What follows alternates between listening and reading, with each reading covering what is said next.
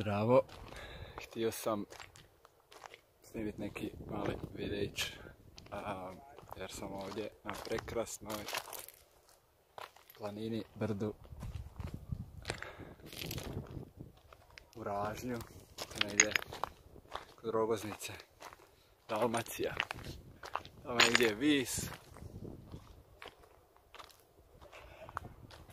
Tak, baš je lijepo. Malo prije sam vidio zmiju. Ne da sam se usro. Bilo je bolesno. Uopće nije bila mala. Ili mi se umislilo.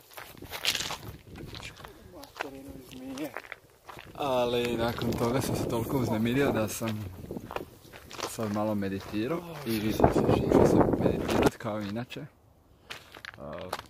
Meditacija takozvane usredotočene svjesnosti, znači promatraš šta ti se događa u tijelu, u umu, što osjetiš i fokusiraš se na to.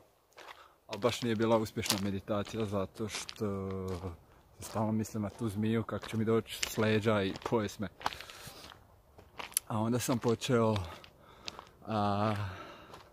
sam sjetio se da bi možda bilo dobro raditi meditaciju ljubavi i dobrote. To tako zvuči, plitko, meditacija ljubavi i dobrote. Šta? O čem ti pričaš? Šta je to?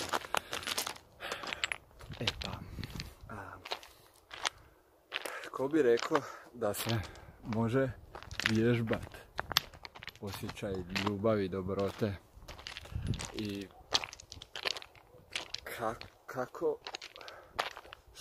kako to uopće radite? Sjednete i zamislite si osobu koju vam je stvarno jako lagano voljeti. Čak ne mora biti ni osoba, može biti biće, ali mislim da svatko si vjerovatno može zamisliti neku bebu ili bilo šta, ili bilo koga kod koga mu lagano dođe osjećaj baš istinske dobrote i srdačnosti i možda ljubav. Nakon toga jednostavno zamislimo si tu osobu i počnemo joj slati dobre želje. Na primjer, želim ti da budeš siguran i zaštićen, želim ti da budeš sretan i miran, želim ti da budeš zdrav i vesel, tako dalje. I to naravno govorimo sami u sebi i jednostavno taj osjećaj ljubavi i dobrote njegujemo ga i pokušavamo ga održavati.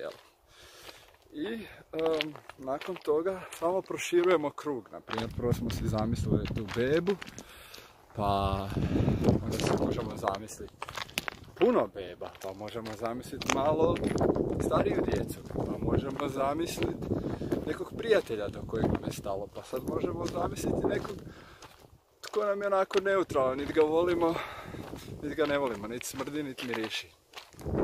I uglavnom, na taj način možemo vježbati osjećaj ljubavi i dobrote. I ko bi rekao da ta meditacija mi je sad puno prije pomogla da se povratim, da mi sve te tjelesne senzacije i osjećaji koji su se probudili zato što sam vidio povratnu zmiju, da se oni puno prije utope i da se smire i da se jednostavno tijelo i um stalože.